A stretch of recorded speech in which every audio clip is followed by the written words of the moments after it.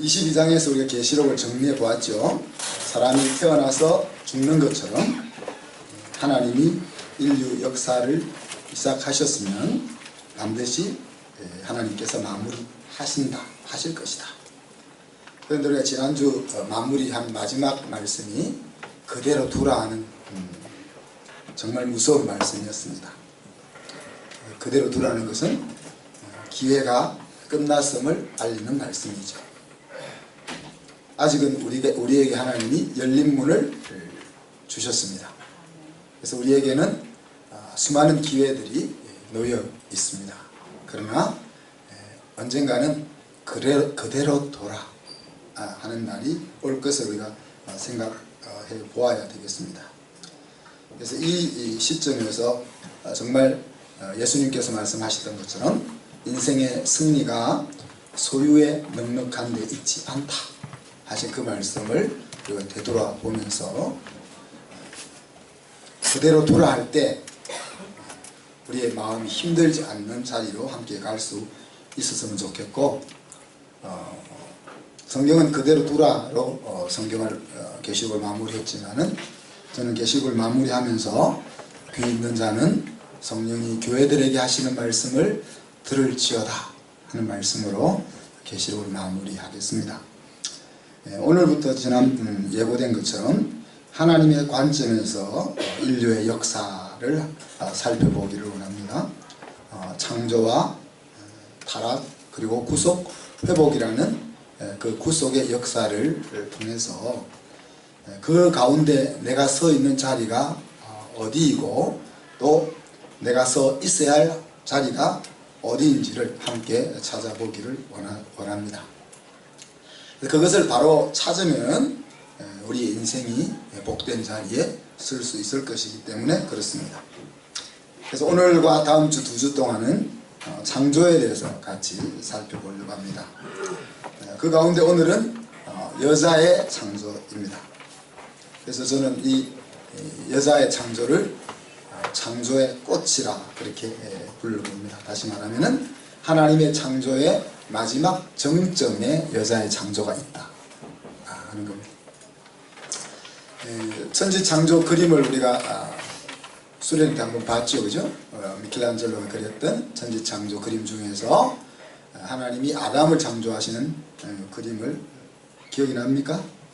손가락과 손가락이 닿지 않아 있는 모습.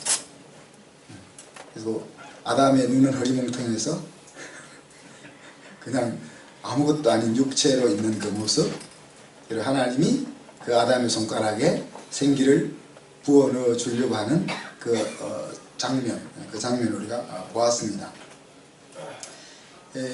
성경은 우주 만물을 창조하면서 지구를 중심으로 기술되어 있죠. 그리고 또한 그 지구 가운데서도 사람을 중심으로 성경이 기술되어 있습니다.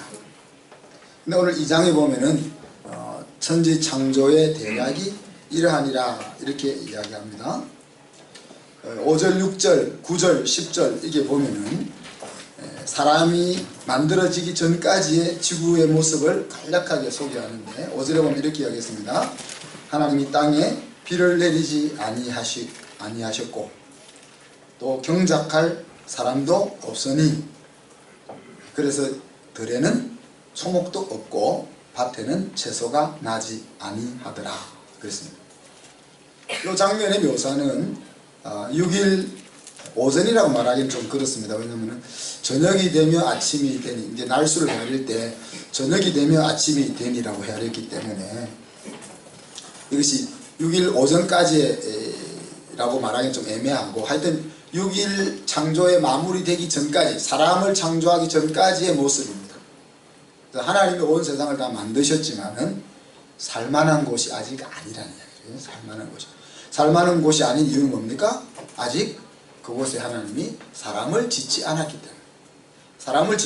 때문에 비도 아직 안 내렸고 또 사람이 먹어야 될 과일과 또 채소도 나무도 없었다. 그렇게 성경이 묘사를 해주고 있죠. 그리고 저녁이 되면 아침이 되니 하루 첫째 날이라고 말할 수밖에 없는 것이 우리 김영삼 목사님께서 특강 때 말씀해 주셨던 것처럼 태양이 먼저 만들어진 것이 아니고 빛이 먼저 만들어졌어요. 그죠? 빛이 만들어지니까, 그러니까 보통 이제 우리가 지금 하루를 계산할 때는 뭡니까? 태양이 뜨고 지고, 다시 말하면 지구가 돌면서 우리에게 태양이 떠오를 때 아침이 되는 것이고, 또 태양이 질 때 달이 저녁이 되는 것인데, 태양이 없이 먼저 빛을 만드신 상황에서부터 천지 창조가 시작됐기 때문에 첫날을 헤아릴 때부터 먼저 뭐라고 했습니까? 원래 정상적으로 하면 아침이 되고 저녁이 되니 하루 첫째 날이다 이렇게 해야 되는데, 태양을 중심으로 이야기하지 않았기 때문에 뭡니까? 저녁이 되고 아침이 되니 첫째 날이라. 그래서 아침이 될 때 이제 첫째 날이 끝났다, 그런 표현을 썼다 하는 것을 우리가 생각해 봅니다. 그리고 6절에 보면은 안개만 땅에서 올라와 온 자연을 적시고 있다라고 표현했고, 또 8절에 보면은 하나님이 동방 에덴의 동산을 창설하셨다. 그리고 그 지으신 사람을 거기에 두셨다 그랬는데, 온 지구를 만드시고 나서 그 지구의 어떤 부분에 에덴 동산을 만드셨다는 거죠. 에덴 동산을 만드신 이유는 그곳에 사람을 두시기 위해서 에덴 동산을 만드셨다는 겁니다. 그러니까 모든 창조의 포커싱이 어디에 가고 있습니까? 우리에게 초점이 맞춰져 있다 하는 것들을 여러분이 항상 신경을 써주셨으면 좋겠습니다. 그리고 9절에 보니까 하나님이 보기에 아름답고 먹기에 좋은 나무가 나게 하셨다. 여기서 이제 사람을 만든 뒤입니다. 사람을 에덴 동산에 두시고 난 뒤에 하나님이 보기에도 좋고 먹기에도 좋은 나무들을, 과일나무들을 만드셨다. 그랬습니다. 그리고 10절에 가니까 그 에덴 가운데에서부터 강이, 샘물이 솟아나서 네 강을 이루는 일들이 시작됩니다. 그래서 땅속에 있던 물을 지면으로 품어 올리시고 그 물이 흘러감으로써 강이 되고, 강이 흘러가는 곳마다 생명이 소생할 수 있는 그런 여건들을 만들어 놓았습니다. 그래서 이런 천지를 창조하는 모습 속에서 우주 창조를 유의미하게 한 사건이 있는 것이 뭡니까? 사람을 창조했다는 거예요. 만약에 이 온 우주 만물을 창조하셨지만 이 온 우주 만물이 의미가 우리 사람이 만들어지지 않았다면 이것은 그저 공허한 땅덩이, 그곳에 빛이 있고 어둠이 있고 물이 있고 흙이 있고 하는 그냥 그런 물질밖에 없는 것이죠. 그죠? 근데 그곳에 사람이라는 존재가 딱 만들어짐으로써 그곳이 비로소 생명을 잉태하고 살아가는 그런 땅이 되었다 하는 것을 우리가 살펴보게 됩니다. 그래서 이 온 우주가 우리와 비교할 때는 우리가 우주를 헤아릴 수 없이 무한하지만 그 무한한 우주의 중요성은 바로 우리에게 있다. 우리가 없으면 이 우주는 의미가 없다는 것을 창조 속에서 우리가 느끼게 되는 겁니다. 또 사람이 이제 사람을 만드셨는데 사람이 유의미하게 되는 것은 뭡니까? 오늘 7절에 보면 이렇게 이야기했습니다. 하나님이 흙으로 사람을 지으시고 생기를 그 코에 불어 넣으시니 생명이 되었다. 그래서 하나님이 우리의 코 속에 숨을 불어 넣어 주시니까 비로소 사람이 되었다는 거예요. 그 전까지도 사람이죠. 육체를 가지고 있는 사람이죠. 그래서 우리가 흙으로 만들었다 그러니까 그냥 석고처럼 이렇게 마네킹처럼 되어 있는데 하나님이 숨을 불어 넣으시니까 거기 짠 트랜스포밍을 해서 변화가 되어 가지고 우리의 이 육체가 되면서 살아났다, 이렇게 생각할 수가 있는데 사실 그렇게 보기보다는 흙으로 이미 흙을 재료로 해서 지금 우리와 똑같은 이제 꼬집으면 아픈 이런 모습의 사람을 만들었다는 얘기죠. 그런데 그렇지만 하나님의 생기가 그 사람에게 들어가기 전까지는 그냥 그것은 고기 덩어리에 불과한. 그래서 이 육체라는 것이 우리 사람이라는 것이 사람이 이미 만들어졌지만은 그 사람이라는 것이 의미가 있기 위해서는 뭐가 필요한 거예요? 하나님의 생기가 접촉이 필요하다는 거예요. 그래서 이것은 오늘날 우리에게도 마찬가지입니다. 그죠? 우리가 눈을 시퍼렇게 뜨고 살아가고 있지 않습니까? 그래서 살아있는 존재라고 생각하지만 사실 하나님과의 그 교통, 소통, 이것이 원활하지 못하면 살았으나 죽은 자와 같다라고 우리가 보아야 된다는 거예요. 그래서 이 온 우주 만물에 있어서 지구가 중요할 뿐 아니라 그 지구 가운데서 사람이 중요하고, 그 사람이 중요하고 의미가 있어지는 이유는 하나님이 우리와 연결이 되어 있기 때문이다 하는 사실들을 기억했으면 좋겠습니다. 자, 그 창조 과정 속에서 하나님이 자기의 형상대로 남자와 여자를 창조하셨다라고 말했는데, 여기서 사람을 창조하는 내용이 보시면은 자기의 형상대로라는 말과 또 남자와 여자라는 말이 귀를 기울여야 되겠죠. 그래서 하나님의 모양을 가지고 우리가 태어났다. 거기서 모양은 이 껍질이 아니라 하나님과 같이 소통할 수 있고, 또 하나님 같은 성품을 가질 수 있고, 하나님 같은 의사결정을 내릴 수 있는 그런 존재로 하나님이 우리를 만드셨다 하는 사실. 그리고 그냥 사람을 만들지 않고 사람을 남자와 여자로 만들었다는 사실.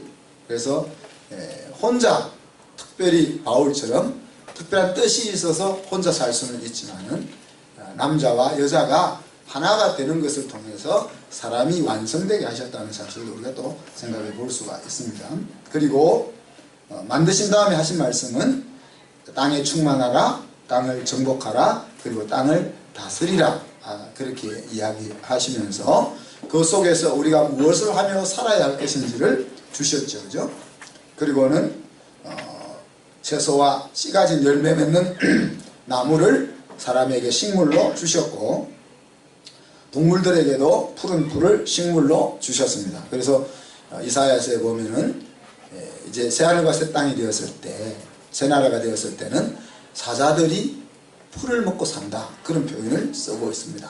그러니까 처음 하나님께서 생물을 만들 때는 이렇게 풀을 식물로 주셨다는 것을 우리가 기억해 봤으면 좋겠고, 그리고 아까 이야기한 것처럼 저녁이 되면 아침이 되었다는 그런 관점으로 날을 이해했고, 일곱째 날이 이룰 때에 창조가 마쳤다라고 이야기했고, 하나님이 지으신 것이 다함으로 안식하셨다 하고 하셨고, 그리고는 마지막 일곱째 날을 복을 주셔서 구별하셨다.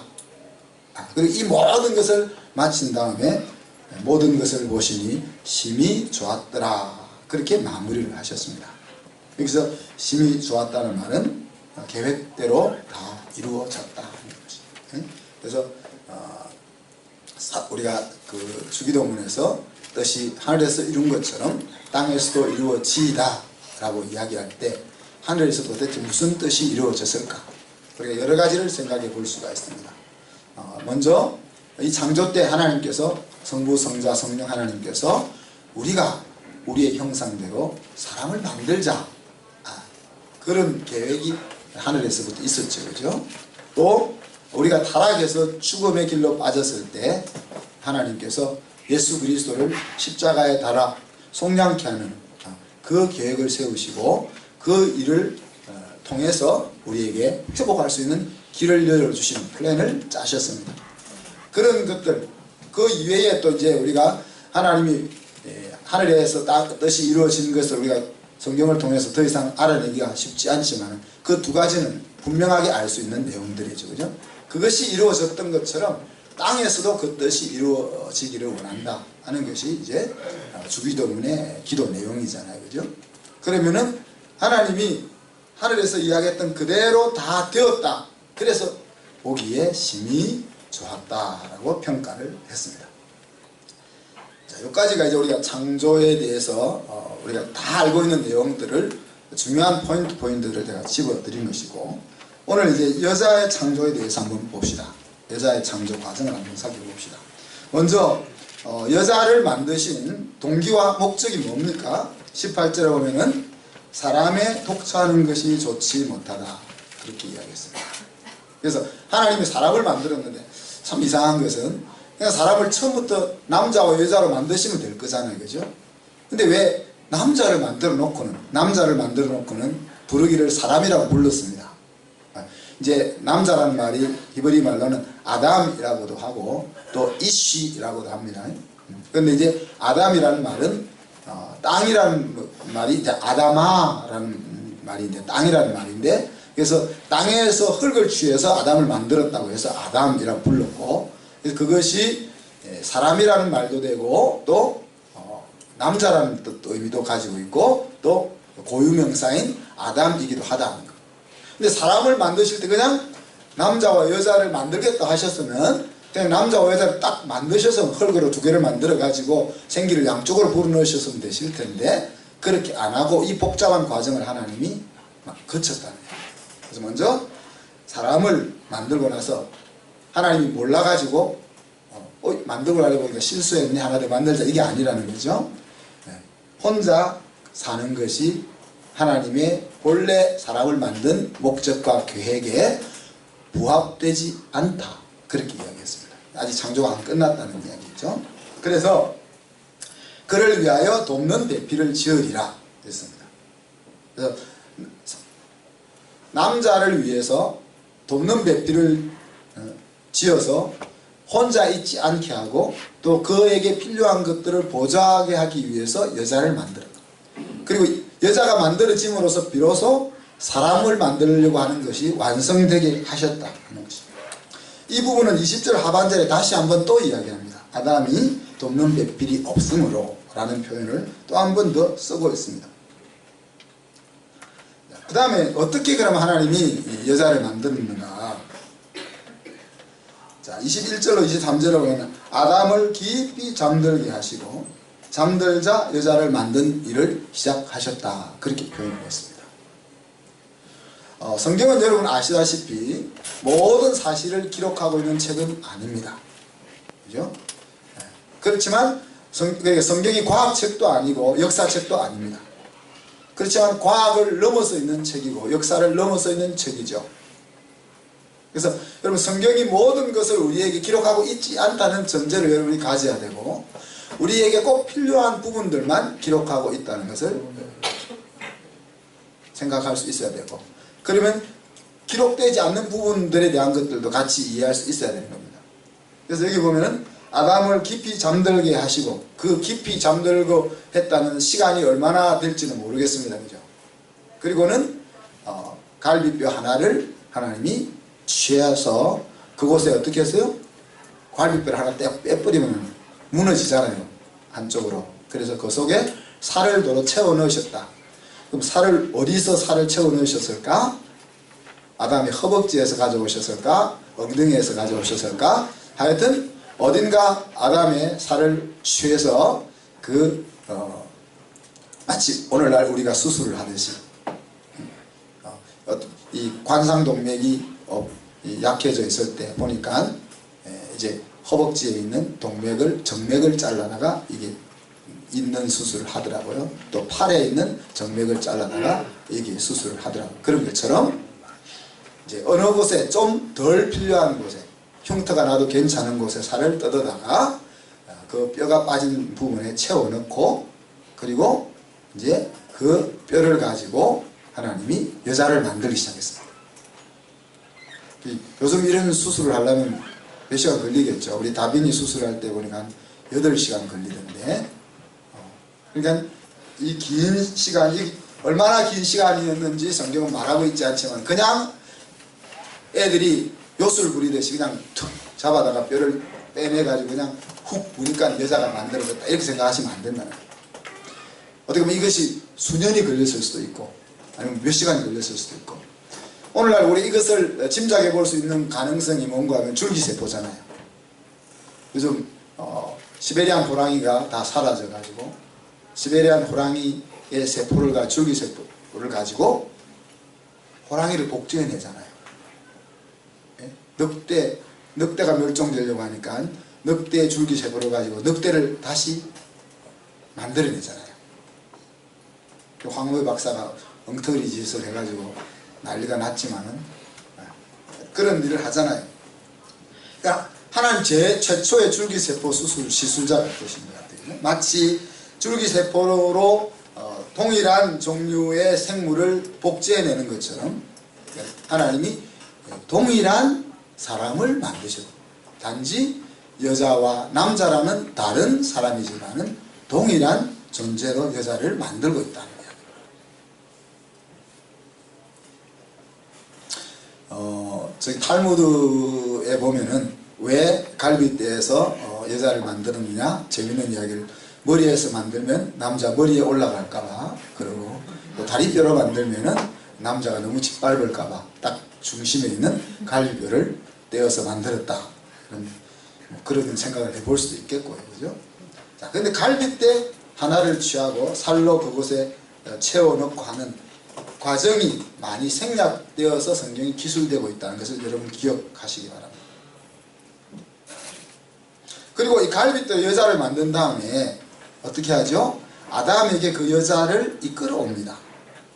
이끌어 왔을 때 아담이 그 여자를, 그 사람을 또 그 치마를 입었는지 빨리 입었는지 모르겠지만 딱 데리고 오는 걸 보고 뭐라고요? 여자라고 불렀다 그랬습니다. 그러면서 아담은 그 여자를 보면서 내 뼈 중에 뼈요, 내 살 중에 살이라. 이게 영어 성경에 보면은 내 뼈에서 취한 뼈고 내 살에서 취한 살이다. 그렇게 이제 표현을 했습니다. 그래서 남자에게서 취하였기에 여자라고 불렀다. 그렇게 이야기했습니다. 남자라는 말은 히브리 말로 이시고, 여자라는 말은 히브리 말로 이슈샤입니다. 이슈샤.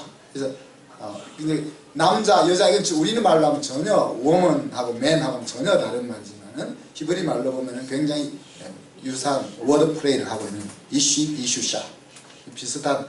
그래서 마치 우리가 성경에 1.1핵이라도 없어지지 아니한다 말할 때 히브리 말은 점 하나가 어디에 찍히냐에 따라 가지고 굉장히 다른 표현으로 바뀌거든요, 그죠?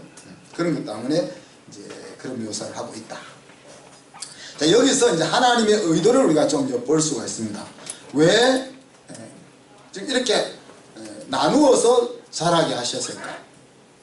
남자로, 지금 남자와 여자를 하나님의 본래 의도 속에는 하나잖아요.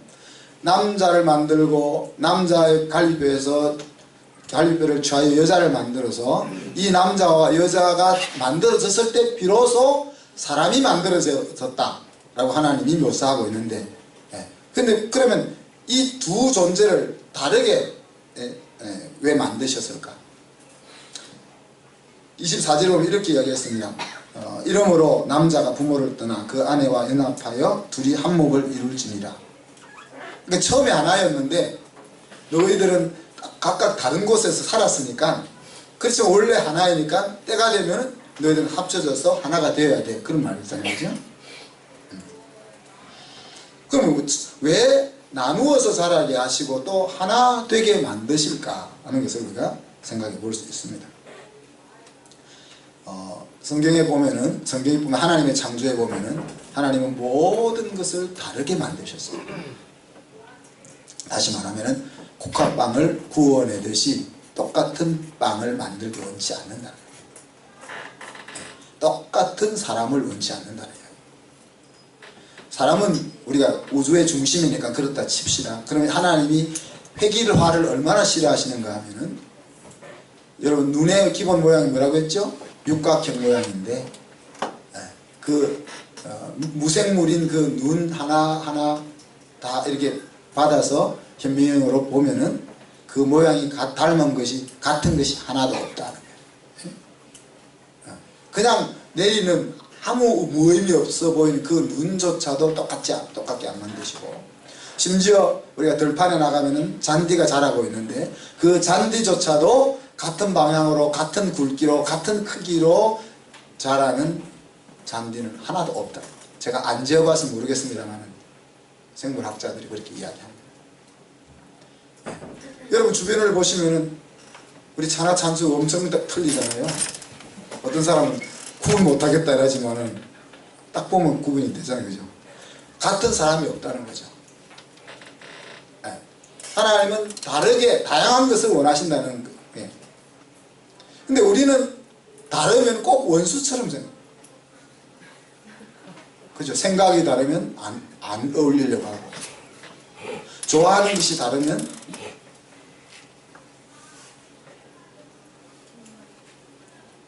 근데 왜 그러면 하나님이 다름을 만드셨을까 할 때 다름을 통해서 파이를 키우시는 겁니다. 자, 우리 중등부 수업 시간에 잠깐 들어가서 이야기를 했었는데, 만약에 10명의 학생이 있는데 하나는 수학을 잘하고, 하나는 그림을 잘 그리고, 하나는 얼굴이 예쁘고, 하나는 달리기를 잘하고, 하나는 글을 잘 쓰고, 하나는 그림을 잘 그리고, 이렇게 각기 다른 종류의 장기를 가진 10명이 있는 그룹하고, 한 그룹은 똑같이 수학만 잘하는 10명을 모인 그룹이 있다고 생각해 보십시오. 그럼 똑같은 인생을 살아가면서 똑같이 수학 문제를 풀어야 되는 상황이 발생했을 때는 수학만 잘하는 아이들 10명 있는 그룹이 뛰어나겠지만, 인생을 살다 보면은 수학 못해도 살잖아요. 그죠? 수많은 문제를 만나게 될 때 과연 어느 그룹이 더 그 상황들을 잘 헤쳐나갈 수 있겠는가? 뭐 생각할 필요가 없지 않습니까? 우리 모두가 똑같다면 그것은 하나를 잘하는 한 무리일 수밖에 없는 거죠. 그죠? 그러나 우리가 다 다양하면, 우리가 60명, 70명, 100명이 다 다르다면은, 그 100개만큼의, 내가 하나 가지고 있는 파이가 100개의 파이로 바뀐다는 거죠. 그런데 문제는 파이가 100개라도 이것이 엮여 있지 않으면은 산으로 가는 거죠. 그래서 다르게 만드시면서 하나 되기를 원하신다는 거죠. 하나님이 남자와 여자도 마찬가지다. 그죠? 좀 서로 의견도 맞고 생각하는 것도 맞고 만들면 뭐 굳이 다툴 필요도 없이 그러지만, 우리가 보통 20년은 다투어야 서로 그러려니 하는 시점까지 가잖아요. 아직 20년 밑에 있는 사람들은 더 싸워요. 왜 그렇게 하셨을까? 그 파이를 키우려고 하는 거죠. 남자와 여자라는 서로 다른 영역을 주셔가지고 그 사람의 삶의 영역을 두 개로 만드시려고 하는 의도가 하나님한테 있는 거죠. 그죠? 또 남자로 인해서 여자가 존재하게 되었다 그랬습니다.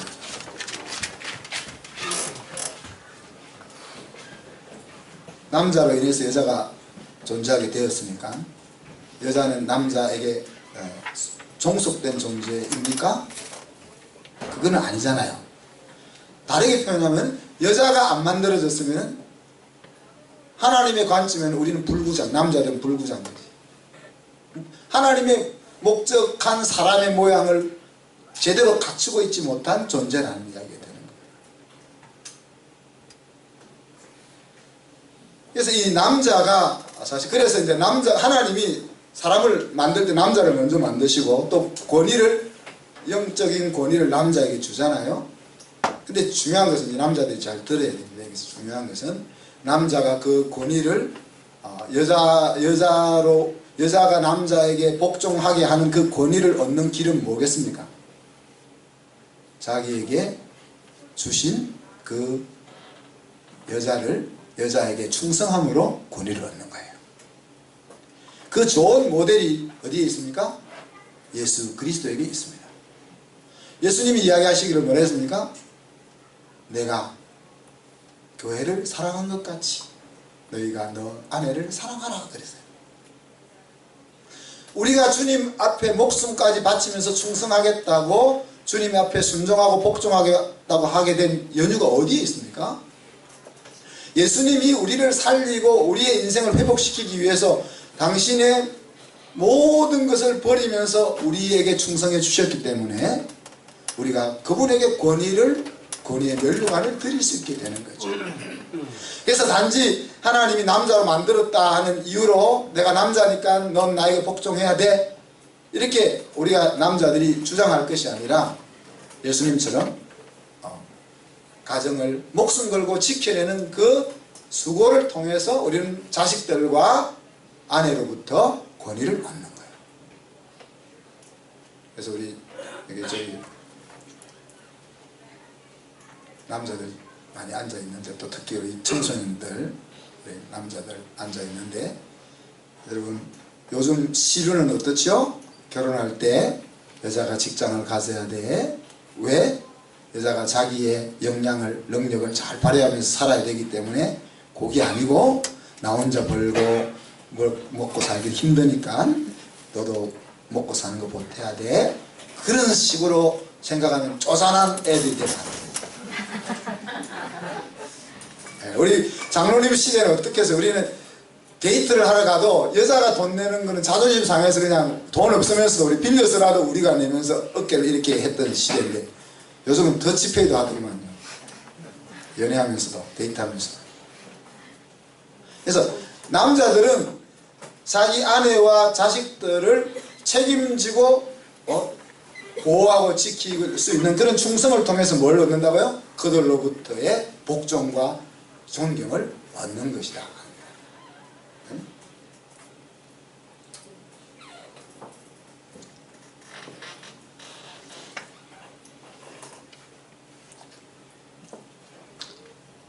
그 다음에 이제 여러분과 이야기하고 싶은 것은 아담이 여자를 어떻게 인식했느냐 하는 부분입니다.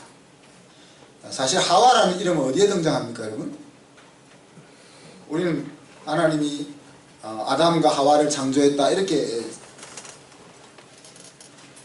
이해하고 있는데 성경에 보면은 하와라는 이름은 4장에 가서야 등장합니다. 그 전까지는 아담이란 말과 남자란 말과 여자라는 말만, 사람이란 말과 여자라는 말만 등장합니다. 자, 근데 9절에 보면은 흙으로 들짐승과 새를 짓고, 갑자기 지금 하나님이 여자를 만드는, 아까 창조의 꽃이 여자라 했습니다. 왜냐면 맨 마무리니까. 제일 중요한 것은 마지막에 만들잖아요. 그죠? 또 여자들이 너무 고개를 어깨를 들면 안 됩니다. 그죠? 창조의 꽃을 여자로 만들었지만 하나님은 남자에게서부터 여자가 있게 했으니까 서로 쌤인 거예요. 그런데 여자의 창조를 이야기하다가 갑자기 뚱딴지처럼 하나님 뭘 이야기하세요? 성경 속에서 짐승들 이름 짓는 것을 이야기해요. 여기 하나님이 본래 우리가 글을 쓸 때는 팀을 이어가야 되잖아요. 그죠? 내가 오늘 아침에 일어났는데 해가 떠서 해를 바라보니까 내 마음이 얼마나 좋았는지 모르겠다. 내 마음이 좋으니까 내가 아이들에게도 잘 대해주고 아이들도 오늘 하루를 기분 좋게 시작했다. 이렇게 팀이 이어서 간다는 말이에요. 근데 이제 글을 못 쓰는 사람은 어떻게 글을 쓰죠? 오늘 눈을 아침에 일어났다. 나는 엄마 때문에 속상했다. 이렇게 전혀 뚱딴지 같은 소리를 막 적어 나열하는 거죠. 근데 하나님이 그를 모셔가지고 지금 여자를 창조하겠다 해놓고는 갑자기 짐승들을 생각이 나가지고 그렇게 하신 것이 아니라는, 이 짐승들을 이때 딱 등장시키는 이유가 있습니다. 그래서 흙으로 들짐승과 새를 만들고 그 들짐승과 새를 어떻게 했다고요? 아담에게 이끌어 왔습니다. 아담에게 이끌어 올 때 뭐 하려고 이끌어 왔죠? 아담이 이름을 어떻게 짓나 보려고 이끌고 왔다 그랬습니다. 그죠? 그래서 아담이 짐승들을 보자마자 뭐라고 했어요? 이름을 척척 불렀어요. 참새가 지나갈 때 넌 참새다. 그러니까 걔가 참새가 된 거야. 그 참새를 가리켜서 넌 독수리라 그랬으면 걔가 독수리가 되는 건데, 독수리 지나갔다고 넌 독수리야. 호랑이가 지나갈 때 호랑이야. 짐승이 몇 종류가 되는지, 날짐승과 물짐승이 한 만 종은 될 겁니다. 그죠? 여러분, 우리 집에 애가 넷인데 다 은이 지을 때는 많이 안 어려웠어요. 은혜가 많다. 근데 이제 다자를 딱 쓰고 보니까 둘째가 태어나니까 그 다음에 셋째, 넷째는 진짜 힘들었어요.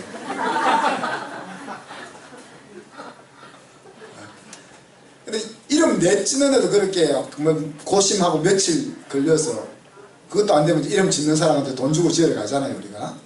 근데 아담이 딱 짐승이 이제 참새가 딱 날아가니 넌 참새야. 이것은 아담이 얼마나 하나님처럼 대단한 능력을 가지고 있는지를 우리, 그러면 아담만 그랬겠어요? 그 능력은 고스란히 유전돼서 채민이한테도 있다는 거예요. 네? 네. 엄마가 하면 채민이한테 우리한테도 있다. 이게 손상되었지만 그 능력이 우리한테 아직 남아 있는 거죠. 그죠? 자, 그리고 여기서 이제 우리가 아담이 혼자서 모든 짐승들에게 저기 이름을 짓게 해서 여자들이 머리가 남자들보다 조금 떨어지는 것 같은데, 근데 공부는 여자들이 요즘 다 잘하잖아요. 왜 그럴지. 남자들이 관심이 너무 여러 곳에 흩어져 있고 여자들은 한 곳에 집중되어 있어서 그럴 것 같아요. 그리고 이제 하나님이 짐승들과 새의 이름을 짓는 것을 보고 그 다음에 여자를 만드신 다음에 아담 앞으로 여자를 데리고 왔습니다. 그러니 여자를 만들다가 갑자기 하나님이 지금 짐승들과 새의 이름을 짓는 것을 딱 집어넣은 거 아니고, 자, 여자를 만들고 아담이 여자를 어떻게 부르느냐 보려고 의도하셨는데, 그것을 설명하기 위해서 아담에게 어떤 능력이 있는가를 먼저 딱 설명을 넣어준 겁니다. 그래서 뚱딴지처럼 의미 없는 것이 딱 들어온 것이 아니고 이 여자를 부르려고 하는 그 모습을 먼저 설명하기 위해서 짐승들을 이름 짓는 것을 집어넣었다는 거죠.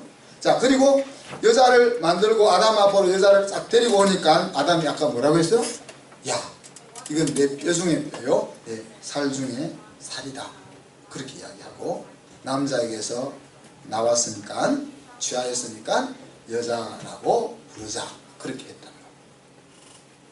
그래서 생득적으로 아는 능력을 가진 아담이라는 거죠. 그래서 이것은 노력해서 연구해서 열심히 노트 정리를 잘해가지고 막 이런 지식이 생긴 것이 아니고, 하나님이 처음 만들 때부터 생득적으로 우리에게 그런 능력을 주셨다는 거죠. 그리고 여자를 딱 봤을 때 척 보고 자기 사람인지 알았다는 거예요.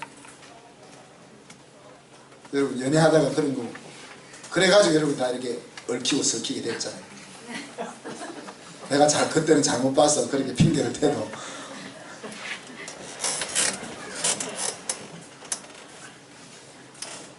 그래서 잃어버렸던 나의 절반을 찾아서 나를 완성하게 된다는 것을 아담이 여자를 보는 눈이 그렇게 인식했다는 거예요. 여기 이제 창조의 결론을 우리가 내려봅니다. 그래서 24절에 뭐라 했습니까? 남자가 부모를 떠나. 보통은 우리는 어떻게 해요? 시집 간다 그러잖아. 왜? 여자가 부모를 떠나. 신랑에게로 가니까. 근데 성경은 거꾸로 이야기했어요. 남자가 부모를 떠나. 무슨 말입니까? 왜 떠나요? 찾아야 될 주체가 있기 때문에 떠나는 거죠. 원래 남자와 여자가 하나가 있어야 사람인데 내가 잊어먹은 거 아니에요. 하나님이 여자를 잊어먹게 만드신 거 아니에요. 그러니 그렇다고 예를 들어서 내가 3살밖에 안 됐는데 이제 내 잃어버린 반쪽을 찾겠다고 나갈 수는 없잖아요.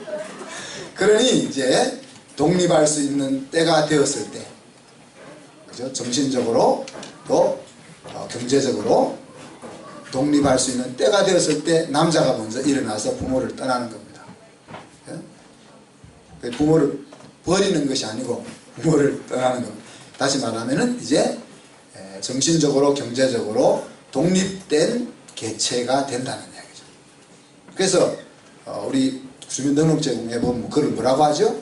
세대주가 되는 겁니다. 세대주가 되기 전까지는 아버지가 내 세대주고 나는 아버지 밑에 내 스스로 가족을 먹여 살리기 전까지는 아버지 밑에서 사는 거죠. 근데 이제 내가 세대주가 될 수 있다는 것은 뭡니까? 이제 잃어버렸던 내 부인을 찾아서 먹여 살릴 수 있는, 그래서 내 가게를 꾸려나갈 수 있는 때가 되었을 때 내가 일어나는 거죠. 그래서 여러분 연애를 해도 좋은데 아직 그 때도 안 됐는데 결혼하겠다고 그러면 안 되는 거예요. 결혼하겠다는 것은 뭐예요? 내 짝을 찾아서 나를 완성하겠다는 건데, 완성하면서 돈은 아버지한테 받아서 완성하겠다는 말이 안 되는 거예요. 내가 완성하는 거예요. 내가 완성하는 거예요.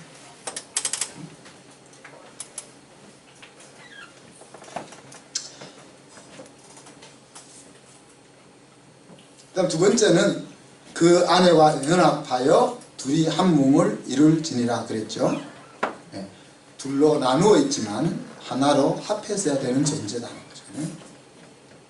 우리는 이것을 어디에서 봅니까? 성부와 성자와 성령이라는 모델에서 봅니다. 하나님이 하나이지만은 성부와 성자와 성령으로 일하시는 모습을 봅니다. 이것은 이제 우리의 이 3차원의 이해를 가지고 있는 이 이성으로는 이해할 수 없는 것입니다. 이해할 수 없는 것입니다. 하나인데 어째 셋이냐? 나중에 천국 가서 차원이 하나 더 열려야 우리가 이해할 수 있는 거예요. 이거 괜히 이거를 고민하려고 하면은 이거를 가지고 박사 논문을 쓰는 사람이 수없이 많지만은 그 논문을 보면 하나같이 다 이상합니다. 이건 우리의 머리로는 설명할 수 없고 이해할 수 없는, 연구할 대상은 될 수 있지만은 그 연구가 명쾌하지 못하다는 거예요. 그래서 앞에서도 이야기했지만 이 하나됨이라는 것은 획일이 아니다는 거예요. 다 똑같다는 거 아니라는 거예요. 다르지만 함께 어우러지는 것이, 그것이 유니티, 하나 되는 거라는 거예요.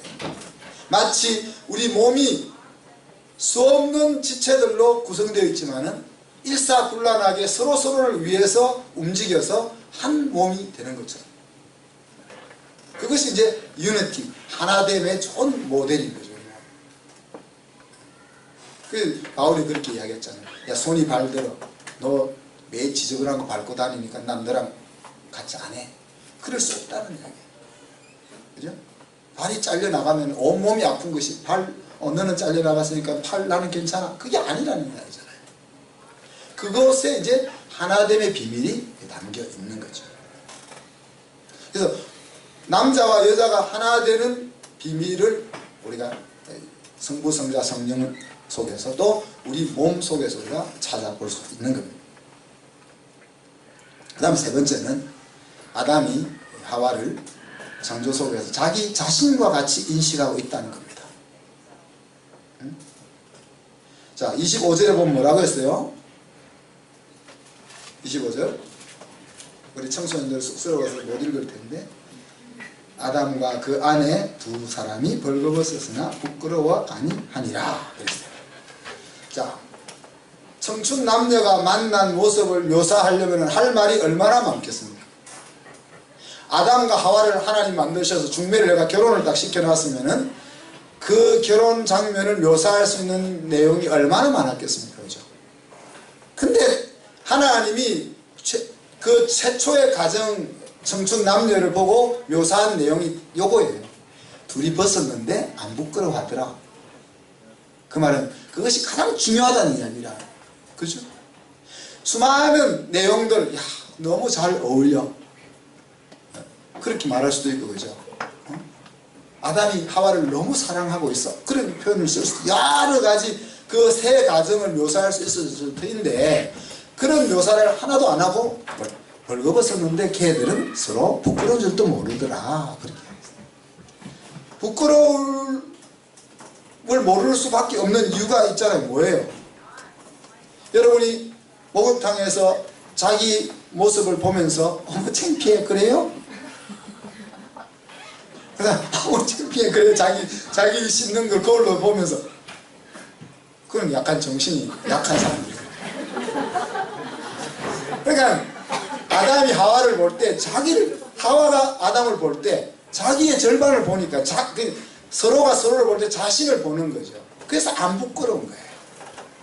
그렇다고 여러분 지금 이제 안 부끄럽다고 벗고 다니면 밖에 나가면 안 되잖아요.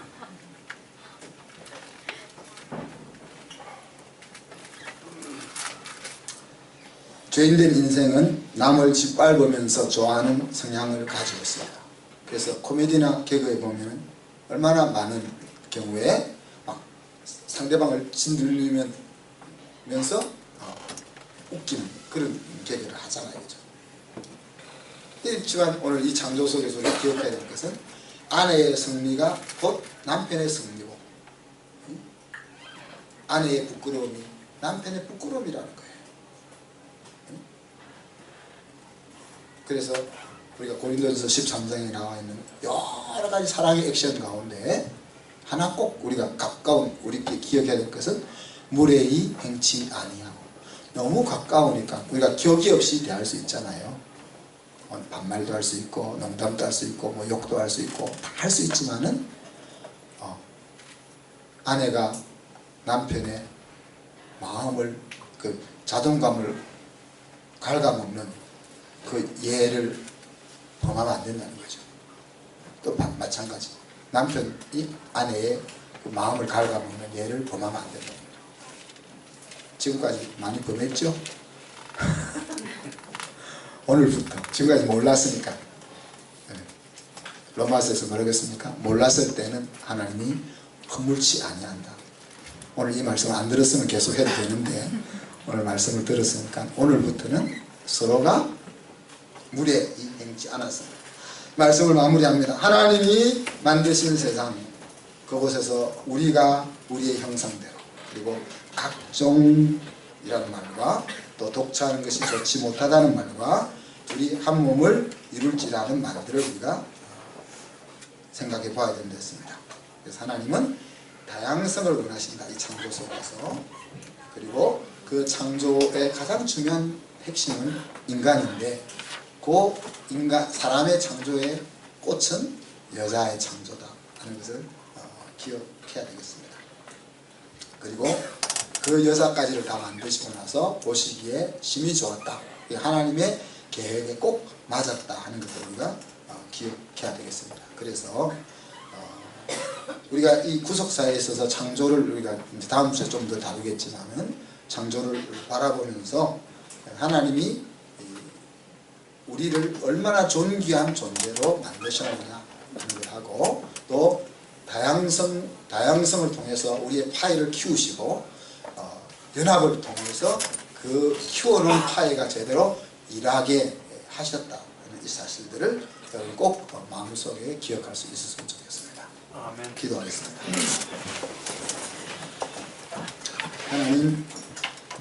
하나님의 창조 속에 나타난 귀한 진리들을 우리가 희미하게나마 되짚어 보게 하셔서 감사합니다. 하나님, 서로 다투면 망할 수밖에 없다고 하셨는데, 먼저 깨닫는 자가 이 존귀한 사람의 창조를, 그 창조의 의도를 실천할 수 있는 저희들이 될 수 있게 하여 주시기를 원합니다. 하나님이 우리를 이 세상의 중심으로 만드셨고, 그렇지만 우리를 다양하게 만드셨고, 또 다양한 가운데 예수 그리스도를 중심으로 하나 되게 하셔서 그 다양함이 서로를 대적하는 것이 아니라 서로 조화를 이루고 상생할 수 있게 이끌어 주셔서 감사합니다. 이와 같은 놀라운 진리들이 우리 성도들의 가정 속에 왕성하게 작용할 수 있도록 은혜를 나려 주옵소서. 감사드리며 예수 그리스도 이름으로 기도하옵나이다. 아멘.